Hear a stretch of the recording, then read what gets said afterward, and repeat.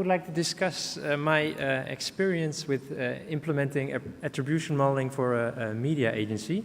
We've been doing this for over 2 years now, and it's actually quite a difficult problem. The first thing we were looking for is how is the market working right now, and almost all of our clients use very simplistic models which we all know aren't really true. Here you see some examples, and the problem with these models, and I would say 99% uses the last click model, is that it's not really, I would say, a data-driven model. You just impose a model on the data, while actually what you want is you want to estimate the actual impact of an advertisement. So in this slide, you see in the first bar, you see actually what's happening right now. So all the credit is usually given to the last ad, or the last click. And we are looking for actually the middle bar. So we want to estimate the actual impact. So in this case, we would say maybe 20% of the last click only attributed to the final conversion.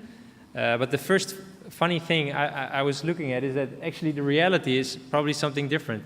We don't really know this, but maybe only, like in this case, 13% of the conversion was because of online media. You can also imagine that there is such a thing as the price, which has a huge impact, or a promotion, or maybe the weather, or maybe something that the competitor is doing. But in the end, I would say it's not really all that problematic that we focus on the middle bar, although we know it's not true, because we want to optimize it. So either if we're optimizing the 13% or the 100% in the middle, yeah, it's more or less the same direction. But I would say that the overall estimates for the ROIs are usually never really true online. So they're always overestimated, I would say. Then there were, of course, the wishes from the clients, in the Netherlands at least. First of all, they wanted it to be clear, which is quite complex because the models are really difficult. So they refused more or less the black box idea. So they really want to have a discussion about it. And of course, they want it to be applicable, which also makes a lot of sense. But a lot of the times when you make an econometric model, nothing is really done with the output because it's quite difficult to interpret it. Then they want it to be real time because, for instance, like with marketing mix modeling, it usually takes quite a while before you can implement the results. And they wanted to do forecasting, so try different scenarios and see what is the outcome. But most of all, at least in the Netherlands, they wanted to be cheap. Here you see some techniques we've tested. Keep in mind with the wishes of the clients. So we thought we'd start really simple with something of a logistic regression, which a lot of us ever heard of, and the results are quite, I would say, simple to interpret. But a problem actually for all of these models is that you have a huge amount of zeros, so non-successes, because most people don't convert, and only a small amount of ones. And you have a lot of explanatory variables, so a lot of different types of advertisement, different channels, different formats, everything.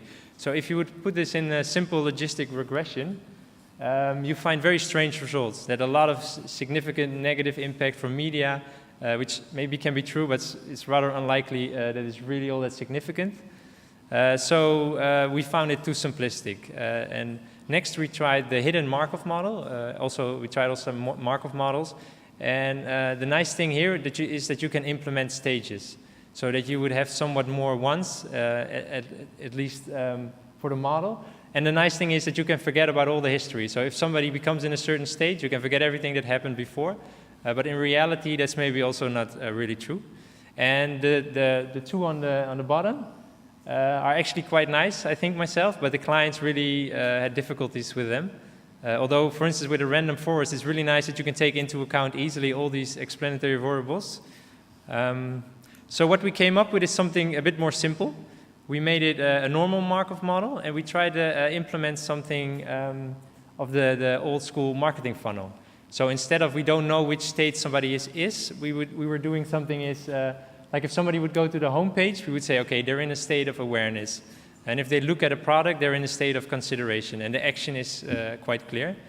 And the nice thing about it is that the client can sit with you and say, okay, this part of the website is awareness, this part is consideration. So you can directly work together. And the intuitive feeling that in an awareness state that some ads work better than in a consideration state makes a lot of sense. And with these type of models, you can directly find those differences. So for instance, maybe Facebook works really well in the awareness state, while something of search works really well in the consideration state. But in the end, you probably need them both to get somebody through the funnel. So if you have this model, then keep in mind the wishes of the client. You can either find a really difficult optimum of your budget allocation, but this is really, I would say, very difficult to do. So what we are then doing is we just simulate a lot of budgets over these models that you have. So you would randomly draw budgets, like 1 million different budgets, and you would calculate how the people go through the funnel. Because if you would keep some budget from channels that work really well in the awareness phase, but you put some more in the consideration phase, you would have ups and downs either way. And with the end result, it's actually quite nice, because then you have 1 million simulations that you can yourself diverse the budgets.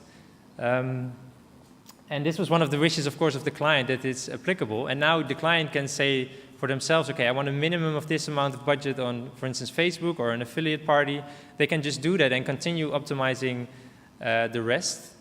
And you have the ability to forecast. So you can see, you can increase your budget or decrease your budget, and you see what you're going to expect of conversions. So yeah, that's basically how we solve this problem. And still, it's probably maybe not optimal. But so far I've seen, like, all the models are really complex and all have their pitfalls and their pluses. So yeah, if you want to try it for yourself, there are a lot of nice packages you can use for free, for instance in R, and it's actually quite simple, but the theory behind it is quite complex maybe. But yeah, that's it. Thank you.